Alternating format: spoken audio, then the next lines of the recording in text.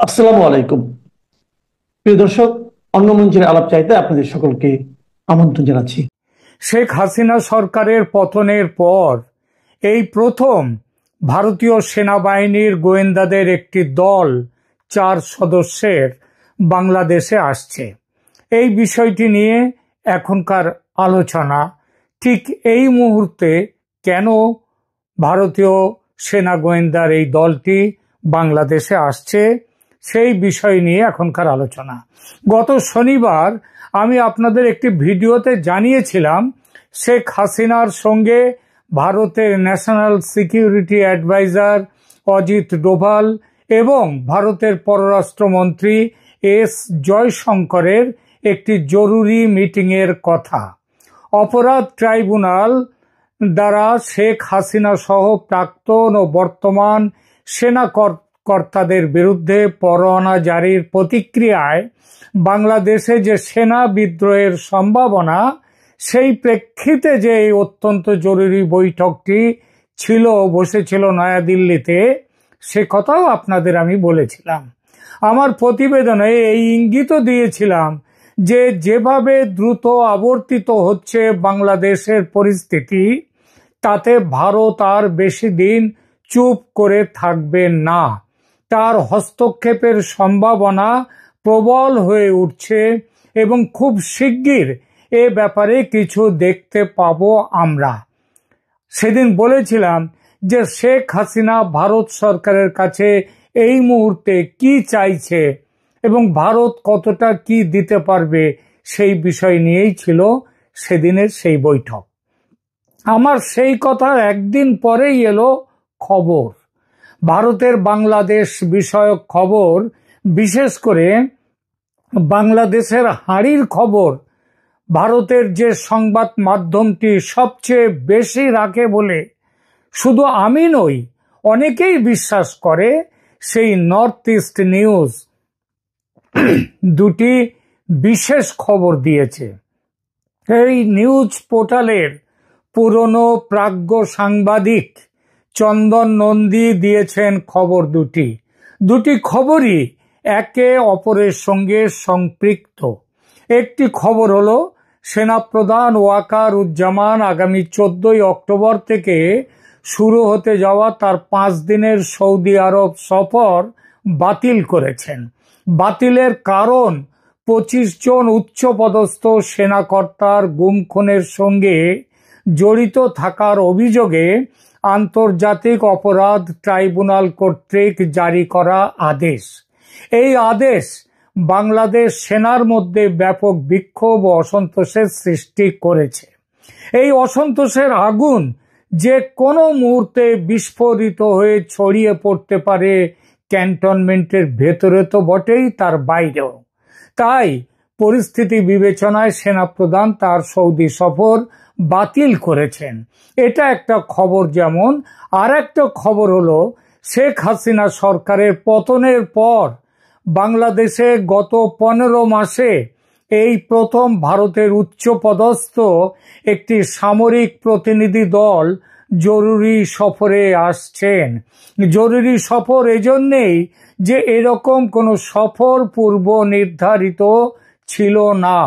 সেনা officer major general Kundan Kumar Singh এর নেতৃত্বে 4 সদস্যের ভারতীয় সেনা গোয়েন্দা দলটি অক্টোবর 14 তারিখে বাংলাদেশে আসছেন এবং 14, 15, 16 এই 3 দিন তারা বাংলাদেশ সফরে থাকছেন। আগেই বলেছি, এটি শেখ হাসিনার পতনের পর প্রথম ভারতীয় সামরিক বাহিনীর উচ্চ পর্যায়ের প্রতিনিধি দলের বাংলাদেশ সফর। এই সফর বাংলাদেশের বর্তমান রাজনৈতিক ও সামরিক সংকটের মাঝে এটা সফরটি হচ্ছে এবং এর বিশেষ তাৎপর্য এই পরিস্থিতিতে হওয়ায় যে বিশেষ তাৎপর্য বহন করে সেটা বলা বাহুল্য। এই সফর যে বাংলাদেশের বর্তমান শাসকদের শঙ্কার কারণ না বললেও দুশ্চিন্তার কারণ যে হয়ে উঠেছে এবং উঠবে আরো, ইতিমধ্যে তার যথেষ্ট আঁচ পাওয়া যাচ্ছে। সরকারের বা সরকার সমর্থক দলগুলোর কাছের যে মাধ্যম, সংবাদ মাধ্যম বলে পরিচিত, বেশ কিছু নিউজ পোর্টাল ও social media channel North East নিউজের সত্যতা নিয়ে সন্দেহ প্রকাশ করছে। তারা জানতে চাইছে চন্দন নন্দীর এই খবরের সূত্র কি।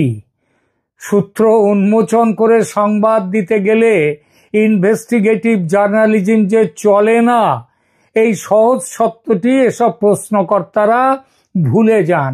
তাদের বরঞ্চ চেষ্টা করা উচিত ছিল এই খবর সত্যি কিনা সেটা নিজেদের দিক থেকেও যাচাই করা, এবং যদি এই খবর সত্যি হয় তাহলে কেন এটা হতে যাচ্ছে সেই বিষয়টি খুঁজে বার করা তাদের উচিত ছিল।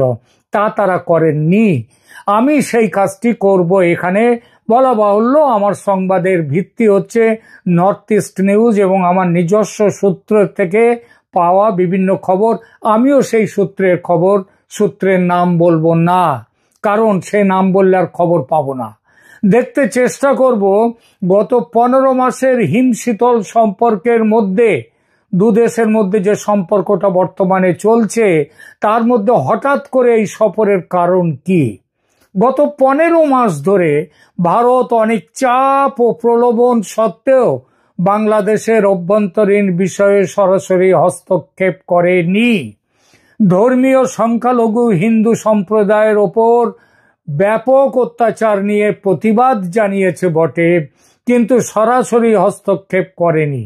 তাহলে বাংলাদেশের সাম্প্রতিকতম টালমাটাল অবস্থায় কেন ভারতীয় সামরিক প্রতিনিধি দলের এই সফর?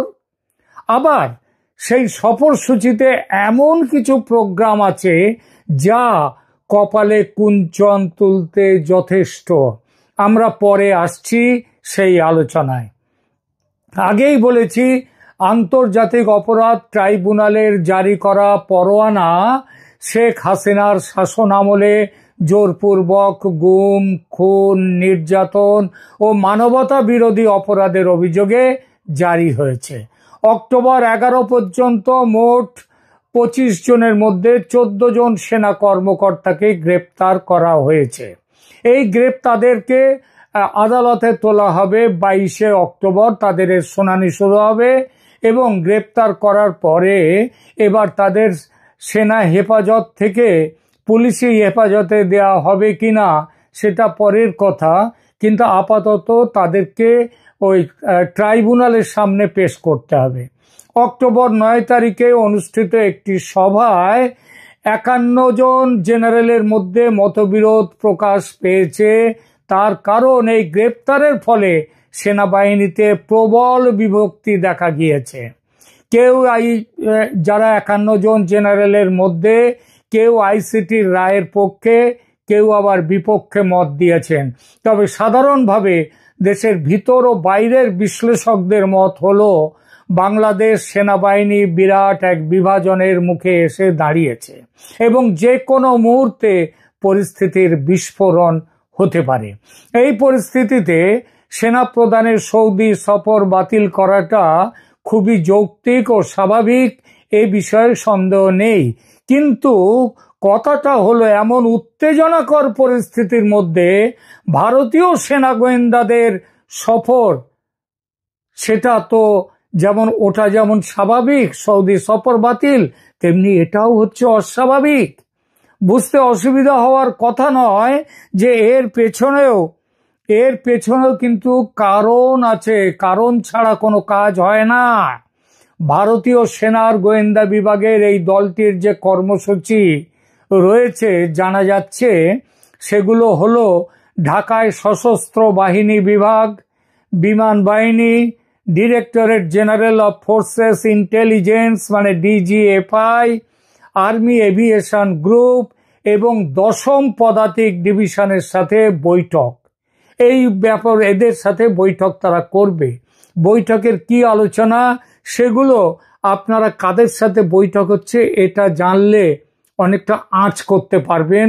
আপাতত আমি বলছি সেটুকু হলো, এই সেনাবাহিনী এবং যে হেডকোয়ার্টার সেনার তার সম্পর্কেই, অর্থাৎ ওয়াকারুজ্জামান সম্পর্কেও এর মধ্যে অনেক কিছু ব্যাপার রয়েছে। বিশেষভাবে উল্লেখযোগ্য আছে যে বিষয়টি, সেটি হচ্ছে এই দলটি শুধু ঢাকাতেই থাকবে না, এই দলটি কক্সবাজারেও যাবে। কক্সবাজার সফরটি বিশেষ গুরুত্বপূর্ণ এজন্যেই যে পাকিস্তানি সামরিক তৎপরতা এখানে ভীষণভাবে বৃদ্ধি পেয়েছে। গত কয়েক মাসে পাকিস্তানি সেনা কর্মকর্তারা বাংলাদেশে একাধিক সফর করেছেন এবং কক্সবাজারের রামু ক্যান্টনমেন্ট পরিদর্শন করেছেন। এছাড়া পাকিস্তানের আইএসআই কক্সবাজার, উখিয়া, টেকনাফ এলাকায় তাদের উপস্থিতি প্রতিষ্ঠার চেষ্টা করছে। এই এলাকাটি মিয়ানমার সীমান্তের কাছে অবস্থিত এবং আরাকান আর্মির কার্যক্রমের সাথে যুক্ত। ভারত ইতিমধ্যে মিয়ানমারের সৈন্য সমাবেশ করেছে।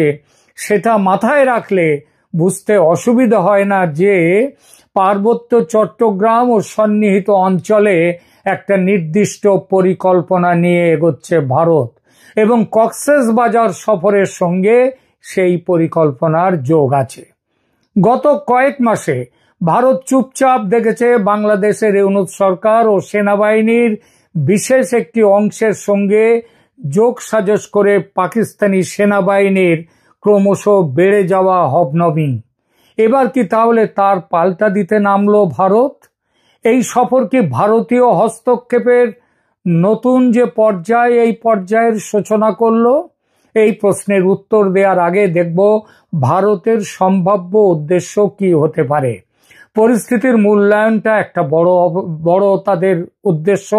বাংলাদেশ সেনাবাহিনীর অভ্যন্তরীণ অবস্থা এবং পাকিস্তানি প্রভাব সম্পর্কে জমিনি স্তরে মূল্যায়ন করাটা হচ্ছে একটা বড় লক্ষ্য।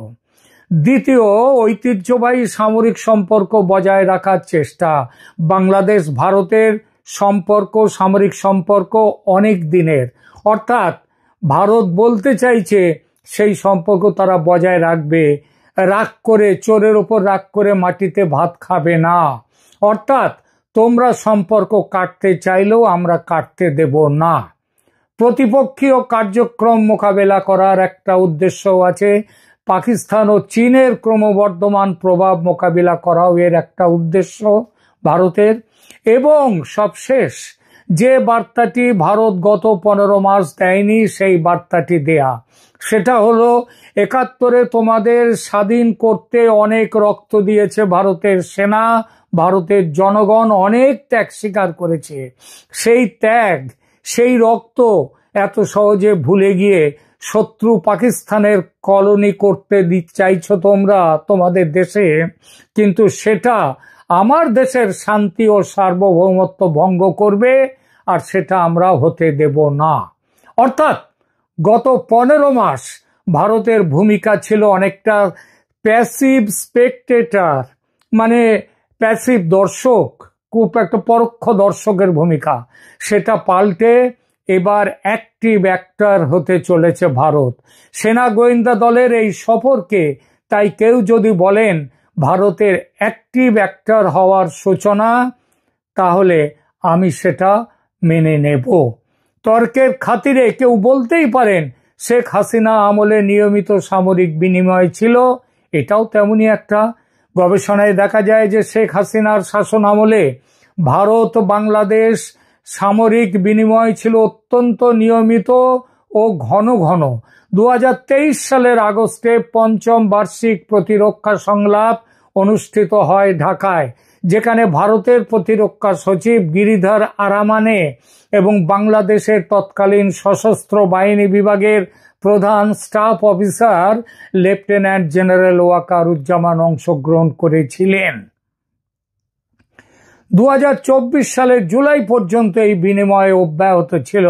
ভারতীয় নৌবাহিনী প্রধান দীনেশ কুমার ত্রিপাঠী জুলাই 1 থেকে 4 গত বছর 2024-এ বাংলাদেশ সফর করেছিলেন। এরপর আগস্ট 5 তারিখে গত বছর শেখ হাসিনার পতনের মাধ্যমে এই নিয়মিত সামরিক বিনিময় বন্ধ হয়ে যায়। শেখ হাসিনার পতনের পর ভারত বাংলাদেশ সামরিক সম্পর্কে এক ধরনের কূটনৈতিক অচল অবস্থায় হিমায়ন, শীতলতা তৈরি হয়েছিল। নভেম্বর 5, 2024 সালে ভারতীয় সেনাপ্রধান উপেন্দ্র দ্বিবেদী এবং বাংলাদেশের সেনাপ্রধান জেনারেল ওয়াকারুজ্জামানের মধ্যে একটি ভার্চুয়াল বৈঠক অনুষ্ঠিত হয়। ভার্চুয়াল বৈঠকটি ছিল ভিডিও বৈঠক। এটাই ছিল আগস্ট 5-এর পর প্রথম সেনাপ্রধান পর্যায়ের যোগাযোগ এবং 15 মাসে এই প্রথম কোনো ভারতীয় সেনাদল বাংলাদেশ সফরে যাচ্ছেন, তাও যখন বাংলা সেনা বারুদের স্তূপ হয়ে আছে ঠিক তখন। অদ্ভুত লাগছে না? এবার একটা ভাইটাল প্রশ্নে আসি, কার ইচ্ছায় ও উদ্যোগে ভারতীয় সেনা গোয়েন্দাদের এই সফর? বর্তমান সফরের উদ্যোক্তা কে? একাধিক সূত্রে প্রমাণিত হয়েছে যে এই সফরের উদ্যোগ নিয়েছেন বাংলাদেশের সেনাপ্রধান জেনারেল ওয়াকারুজ্জামান। ভারতের সেনাপ্রধানের সঙ্গে ফোনে যোগাযোগ করে তিনি অপরাধ ট্রাইব্যুনালের ওই পরোয়ানা জারির কারণে উত্থিত পরিস্থিতি সম্পর্কে ভারতের সেনাপ্রধানকে জানালে সেনাপ্রধান জেনারেল দ্বিবেদী প্রতিনিধি দল পাঠাবার সিদ্ধান্ত নেন। এই দলটি সরেজমিনে পর্যবেক্ষণ করবে পরিস্থিতি, তারপর প্রয়োজন পড়লে উপযুক্ত ব্যবস্থা নেওয়ার কথা ভাবা হবে। এর সোজা মানে এটাই দাঁড়ায় যে বাংলাদেশ সেনার আমন্ত্রণে ভারতীয় সেনা অফিসারদের এই ভিজিট জেনারেল জামান তার অক্টোবর 14 থেকে 18 তারিখের সৌদি আরব সফর বিশেষভাবে বাতিল করেছেন, যাতে ভারতীয় গোয়েন্দা দলের সাথে তিনি বৈঠকে বসতে পারেন। তিনি নিজের নিরাপত্তা সংকট মোকাবিলা করতেই নিজের নিরাপত্তা সংকট যেটা হয়েছে সেটা মোকাবিলা করতে ভারতীয় সেনার এই সফর চেয়েছেন। এছাড়া জেনারেল জামান বুঝতে পেরেছেন পরিস্থিতি যেদিকে যাচ্ছে তাতে ভারতের সাহায্য খুবই দরকার, তাই এই সফরের উদ্যোগ নিয়েছেন। বিশেষ পরিস্থিতির কি তাহলে? সামরিক আদালতের পরোয়ানা ও সেনাবাহিনীর অভ্যন্তরীণ সংকটের প্রেক্ষাপটে এই সফর। সংকট চালিত কূটনীতি। এই সফর হলো ক্রাইসিস ড্রাইভেন ডিপ্লোমেসি, অর্থাৎ সংকট মোকাবিলার জন্য নেয়া কূটনৈতিক পদক্ষেপ।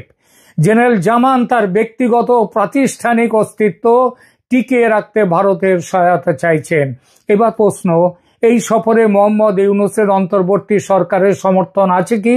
যতদূর জানা যাচ্ছে ইউনূস সরকারের পক্ষ থেকে তো সমর্থন, এই উদ্যোগের সমর্থনে তো কোনো প্রমাণ নেই, বরং সরকার তিনি তার বিরোধিতা করেছেন।